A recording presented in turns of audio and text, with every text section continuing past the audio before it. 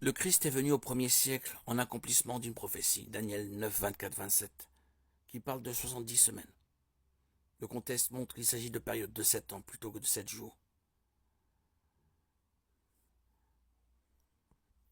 La prophétie de Néhémie 2, 5 annonce que le Messie sera exclu et il n'y aura plus personne pour lui venir en aide.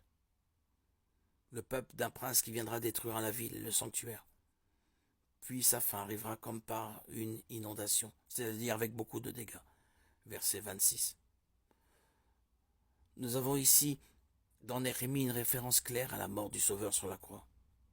Il y a de là un siècle dans son livre, le prince qui doit venir, non encore traduit encore en français, propose un calcul détaillé des 69 semaines avec des années prophétiques qui prennent en compte les années bissextiles, les erreurs de calendrier et le passage d'avant, après Jésus-Christ. D'après les résultats qu'il a obtenus, les 69 semaines auraient pris fin le jour même de l'entrée triomphale de Jésus à Jérusalem, 5 jours avant sa mort.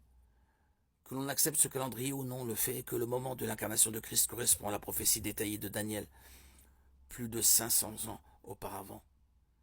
Daniel 9, 24, 27, qui parle des 70 semaines. Au moment de l'incarnation de Christ, les hommes de cette époque ont été préparés pour sa venue. Les hommes de tous les siècles qui se sont écoulés depuis ont plus qu'assez de preuves que Jésus était réellement le Messie promis. Par son accomplissement, des Écritures prédisaient et décrivaient sa venue avec beaucoup de détails.